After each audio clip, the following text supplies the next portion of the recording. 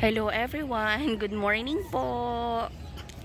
Ayan, so nandito ako ngayon sa aming bahay and nasa 4th floor ako. Kaya ngayon, mag-update ako sa inyo dito sa may Phase 5 area sa may Bianca model po. So, nakikita nyo po yan, ayan. So, kitang-kita po siya dito sa amin. Ayan siya guys, so. Ayun yung clubhouse. Ito yung clubhouse sa taas. Ayan. Tapos ito po yung area ng Bianca. Ayan po, binabakho. Ayan. So, nandiyan sila ngayon. Nagde-develop na naman. So guys, hindi ko po pala nabanggit sa mga fast video ko po na meron din po tayong available po na lot only dito sa area po ng Phase 5. So, dyan po sa Phase 5 area, ang minimum cut po ng lot namin is nasa 64 square meter. So, pwede po kayo bumili ng lot only. Yung lot only guys, dito siya sa may babalang po ng clubhouse. Tapos po, kayo na po yung pipili ng design na gusto nyo pong ipatayo sa bahay ninyo.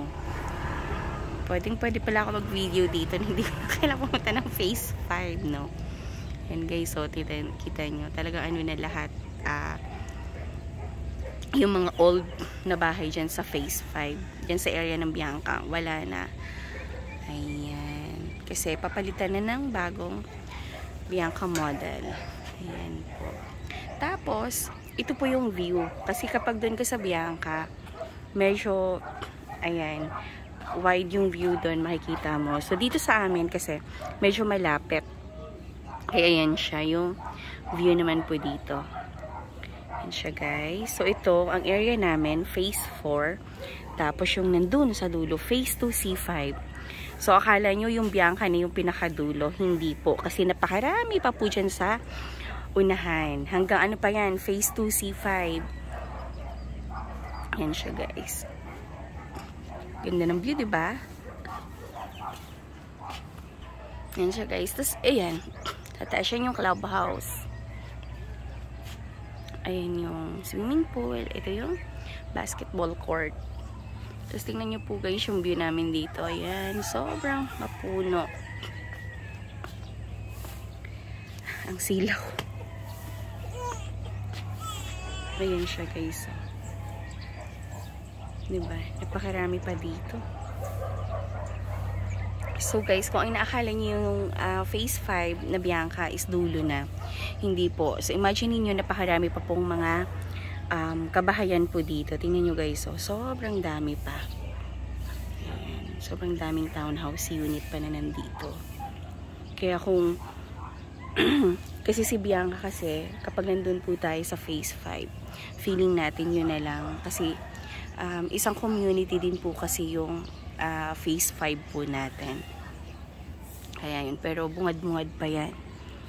Tapos ang kinaganda dun sa Phase 5 po natin is meron pong idudugtong na ano doon, road connect po dun sa Phase 1. So mas malapit, may shortcut. So kami na mga taga dito po sa Phase 2 C4, Phase 2 C5, talagang dito lang po yung access po namin.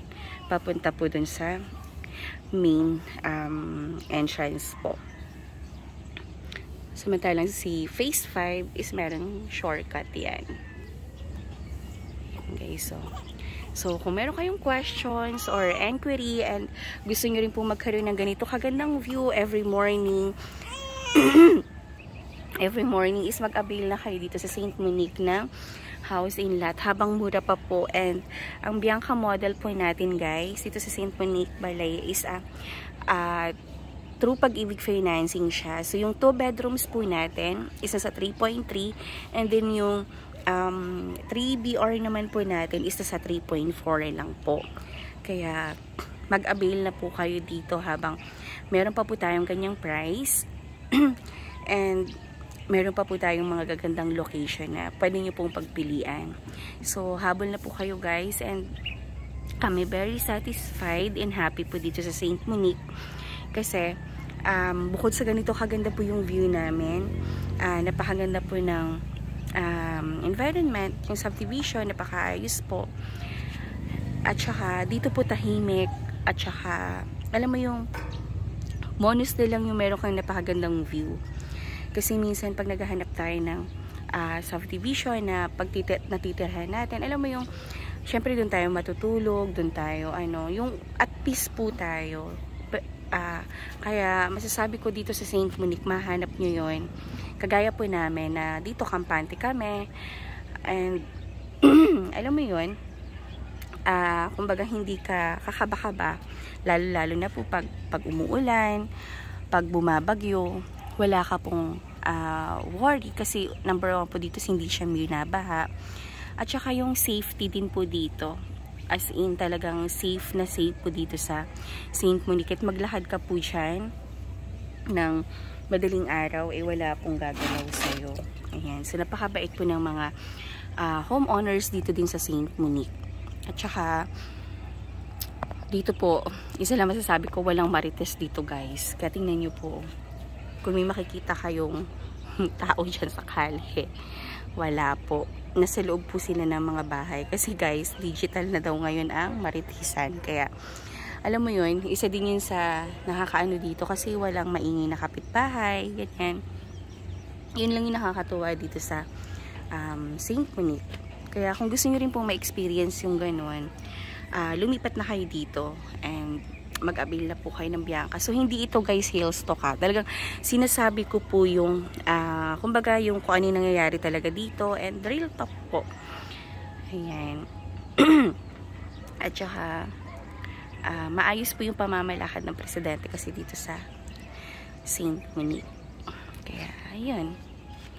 Kaya kung meron kayong questions or inquiry, mag-inquiry na po kayo para habang meron pa tayo mga pwedeng pagpilian, may mga choices pa tayo, is makakapili po kayo guys. Kung magre-reserve lang kayo, mag-reserve na kayo ng maaga para at least, ayan, may maayos at maganda kayong pesto. Ganyan po. Pero dito naman guys, sa St. Monique, wala namang tapon dito. Kahit saan ka mapwesto dito, okay naman. Ayan, so nakakatuwa lang dito is ayan, yung ano namin, yung paligid namin na kada gising namin sa umaga, ganito yung masisilayan namin na paligid. Green pa yung kapaligiran. Tsaka isa pa yung sa pinakagusto ko dito sa St. Monique, alam mo yung may ganito kang view, may ganito kang kapaligiran. Tapos, paglabas mo lang ng pinaka main entrance ng St. Monique, nandun na rin lahat ng kailangan mo. Yung palengke, yung school, yung hospitals, lahat, basta lahat ng kailangan nyo guys, nandun. Kaya, nakakatuwa. Yun po. Yun siya, oh. Ba? Nakaka-amaze. Meron kang ganito kagandang view everyday. Lalo na po dun sa Bianca. Kasi, ang area po ng phase 5, mas mataas siya compare po dito sa phase 4. Kaya pag nandun ka sa phase 5, tanaw na tanaw mo rin lahat ng view na to. Ayan. Sa amin kasi, kailangan pa namin magpataas ng ganito bago namin makita yung ganito ka-wide and ganito kagandang view. Samantalang dun sa Bianca is effortless siya. Talaga napakaganda ng view. Kahit nakatayo ka lang, kitang-kita mo na po yung ganito kagandang view ng mountain, Pililio windmills and rice fields po. Diba? Mag-inquire na kayo guys. Naku, habang meron pa po tayong Bianca. Kasi Diyos ko, fast selling po tayo. Totoo po yun. So, everyday, ang dami pong nagre-reserve. Kasi ang habulin natin, yung sa batch 1 and batch 2 kasi, yung presyo niya po, mababa pa. Kasi pag once naubos po yun, ang taas na po ng presyo ng Bianca natin, guys. Nasa 3.599 na. So, sayang pa rin yung 200,000 na price increase. So, pwede mo pang ano yun, pampa-improve ng bahay pag once lumipat kayo. Yan siya guys. Ganda, diba? Ayan, mag-inquire na kayo. So, kung meron kayong questions or inquiry po, text or call nyo lang po ako sa aking cellphone number 0917-123-9341 po guys. So yan din po yung aking Viber number, WhatsApp number, and ayan, personal number ko. So message lang kayo sa akin anytime para masagot ko po kung meron kayong mga questions or inquiries. So once again, good morning and have a nice day, and maraming salamat po. Ayan, so napakasarap magpa-araw dito guys. Kasi hindi pa siya ganun ka sakit sa balat, at the same time po mahangin, malamig ang hangin dito. Kaya kung gusto niyo rin ma-experience yung na-experience namin dito mga homeowners, lumipat na kayo dito sa St. Monique kasi wala nang gaganda sa St. Monique. Ayan guys. Tapos paggabi pa yan, alam mo, pag nandun ka sa Bianca, makikita mo yung mga ilaw-ilaw pa pala ng mga house dito. Nakakatuwa. Para ka na rin pong may city lights na maliit. Ayan. So, thank you so much guys. Have a nice day po and God bless. Bye-bye po. Ayan. Thank you. Please share, like, and subscribe po nitong aking YouTube channel guys, para every time po na nag-upload ako ng mga bagong updates, ng mga bagong videos, is mananotify po kayo. So, maraming salamat po. Bye-bye. God bless.